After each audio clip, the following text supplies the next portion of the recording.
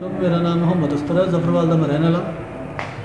परसों मेरा बच्चा अपने कज़न में मिलन गया जरपाल, अफतारी वास्ते ने बुलाया। दोस्त ने बच्चे आते जाते हैं, बच्चा मेरा उतों वापस आ गया अफतारी तो बाद कोई 7:30-8 बजे घर आ गया। दूसरा दिन होया तो पुलिस कोई 4-5 मुलाजम आबद ASI साहब आए ने घर जी तुहाडा बच्चा कित्थे है। मैं जी बच्चा मेरा घर है नहीं, वो खिलाफ कंप्लेन हुई दी है। मैं कहा जी किस चीज़ की कंप्लेन हुई दी है, वो बच्चा ले आएगा तो फिर तेन दसांगे। मैं कहा जी ठीक है मैं बच्चा ले आना। इन्होंने कहा मैं बूहे तोड़ के दीवार तोड़ के भी तेरा बच्चा ले जाएंगे तो बच्चा पेश कर। मैं कहा कोई गल नहीं जनाब, मैं बच्चा लैके आ जाना। बुला फिर बच्चे बुला फिर बच्चे गंदियां गंदियां मैनू महल्ले च खलो के गालां कढ़ियां ने।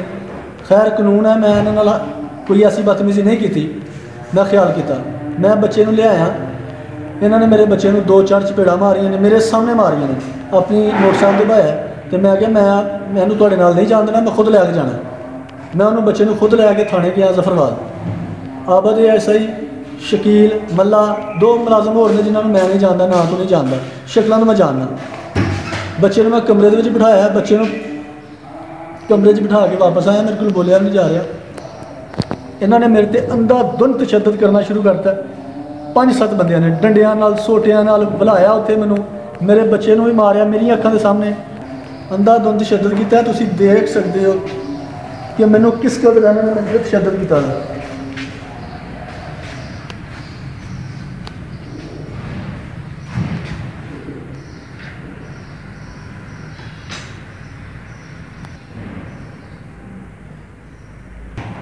मेरे पूरे जिसम ते तशद्दद होया था, जेह्ड़े कि मैं तुहानूं चेहरा मेरा देखो।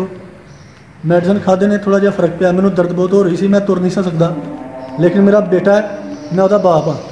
अगर वो बच्चा मेरा गलत है तो मैं क्यों उसकी हेल्प करांगा। मेरा बच्चा बेकसूर है, 9वीं का स्टूडेंट है, मासूम है। वो सामने जो इन्होंने हरकत की है वो जहन पर की असर पेगा कि बाप के सामने बेटे को मारना, बेटे के सामने बाप को मारना, नजायज़ बेकसूर बच्चे को मारना। मैनूं मेरा बच्चा पढ़ता 9वीं के पढ़ना चाहता है। कल जो वाक़या उन्होंने पेश कर दिता है, वो की सोचेगा की करेगा। मैनू भी नहीं सन छड्डदे, मैनू कहते सन तेनों नहीं छड्डना, तू साढ़े ते कार्रवाई अगर की तो तेरे ते इन्ने परचे दे देंगा, तेरे बच्चे ते तुहाडा मुस्तकबल तबाह कर देंगा। तुहानूं तरीखां दा पता नहीं लगेगा कि किन्नियां तरीखां ते तुहां जाना है। यह इंसाफ है खान साहब। 4 लड़के सन जिन्होंने सारे छड्ड दिता है। मेरे बच्चे को इसलिए नहीं छड्ड रहे कि तू साढ़े खिलाफ कोई कार्रवाई ना कर, अगर तू की तो तेरा अंजाम बहुत गलत हो।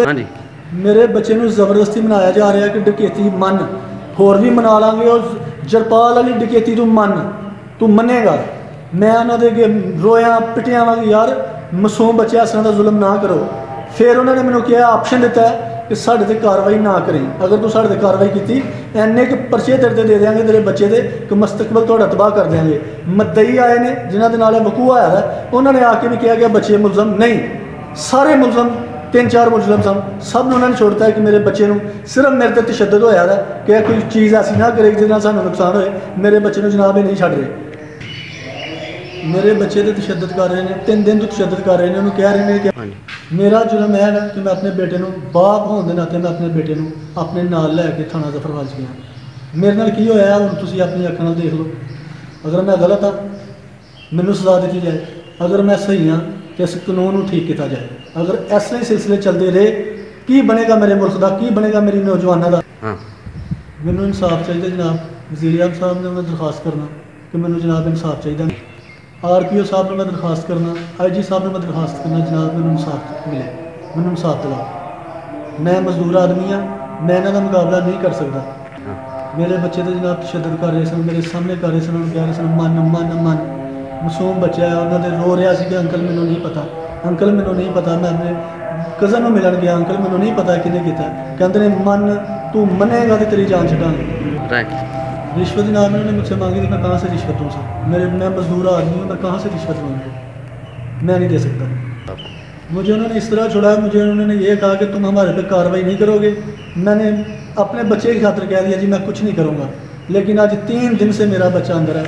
अब मैं मजबूर होकर अदालत में आया हूँ इंसाफ के लिए, मुझे इंसाफ दिलाया जाए।